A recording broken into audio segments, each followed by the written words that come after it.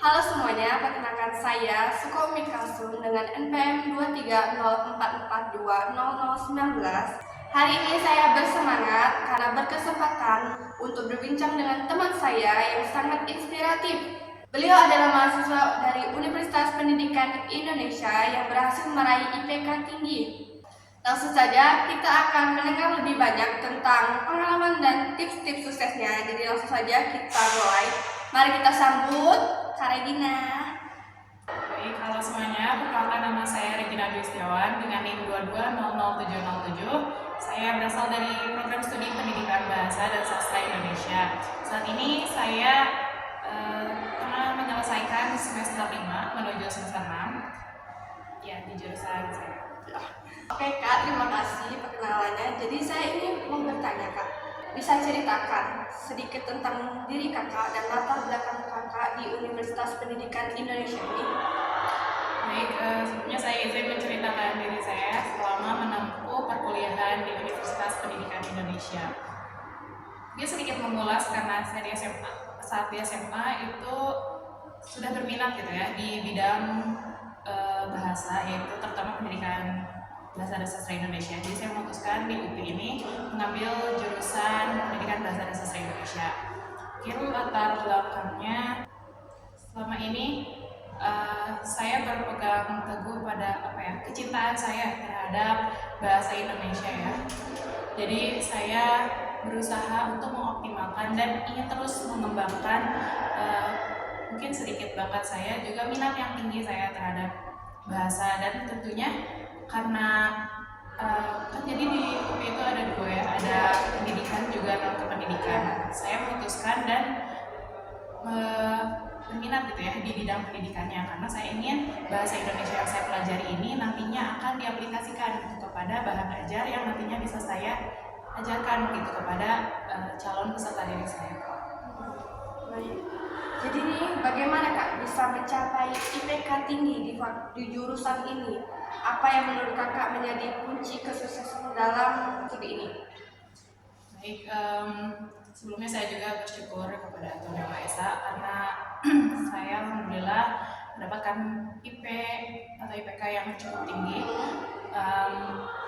Mungkin kunci utama kesuksesan itu tidak jauh berbeda ya dari kebanyakan orang.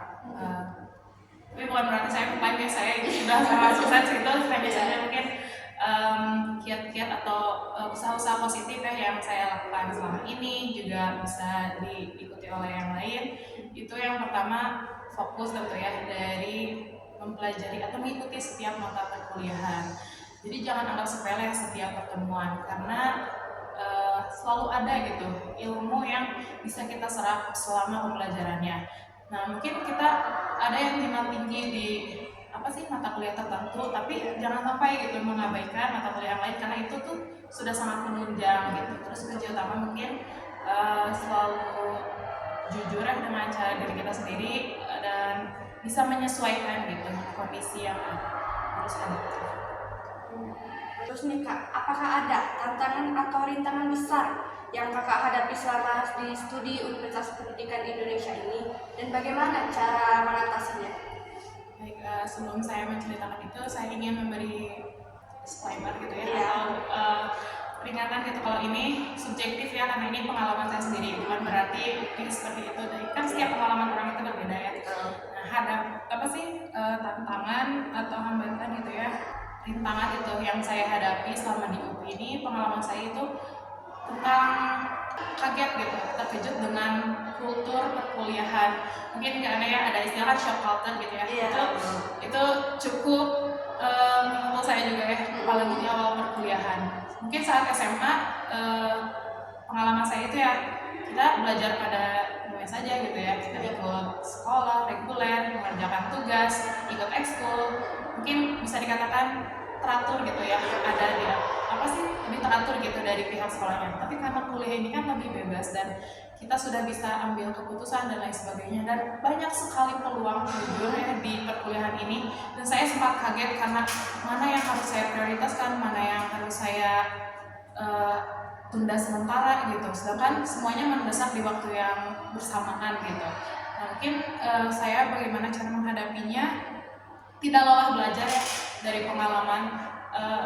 Jujur agak merinding ya untuk mengatakan ini, karena emang pengalaman dan rintangan itu masih melekat juga di diri saya, kayak trauma, mungkin bisa dikatakan trauma, tapi harus terus percaya gitu kalau trauma itu bisa sembuh gitu ya, rintangan itu bisa teratasi kok kalau kita mau terus belajar dari pengalaman. Dan jadi jangan larut di masa lalu gitu, kita fokus aja sama hari ini dan yang akan kita jalani. Lanjut, apa nih Kak motivasi Kakak untuk terus berprestasi meskipun tantangan yang datang mungkin tidak mudah? Motivasi tentu dari orang tua, keluarga ya, kakak saya, dan tentunya diri saya sendiri juga.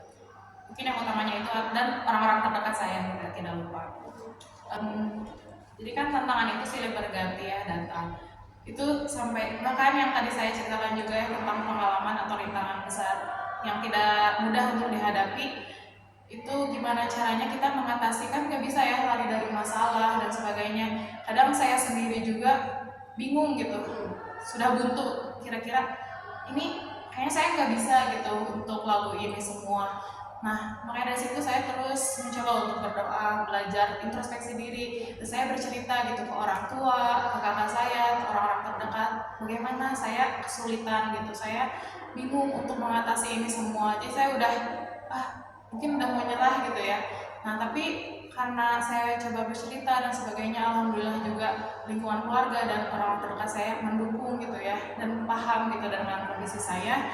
Akhirnya saya bisa mengatasi hal itu, dan hal itu setelah saya mencapai titik sembuh itu sendiri, alhamdulillah jadi saya termotivasi gitu.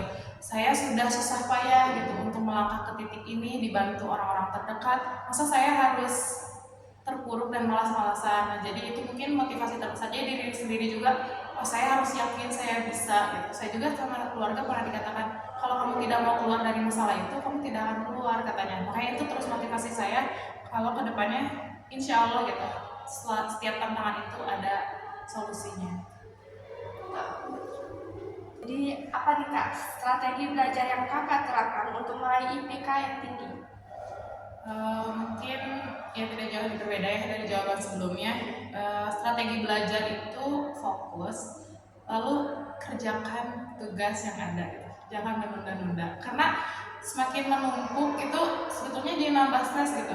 Jadi tugasnya itu gak berkurang, kitanya stres, jadi kan agak susah gitu. Jadi penting juga buat menyelesaikan gitu satu-satu.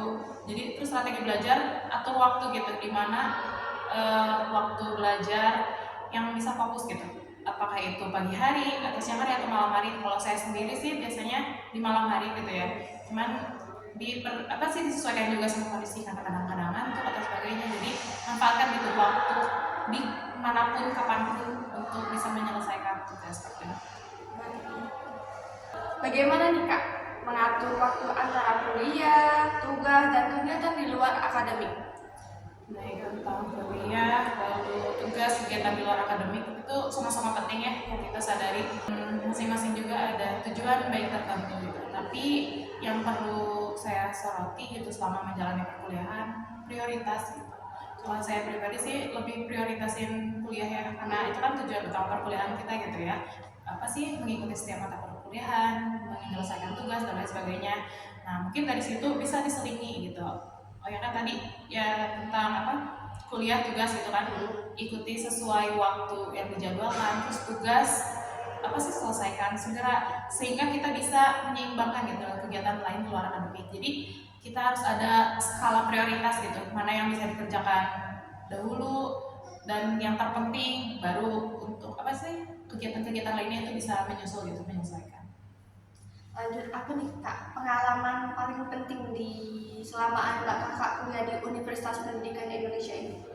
Wah, banyak sekali sebetulnya. Soalnya setiap momen itu ada rasa kesannya tersendiri gitu. Bahkan yang tadi pengalaman berat pun, kalau sudah melewatinya kan jadi berkesan ya, kayak alhamdulillah gitu udah melewati itu.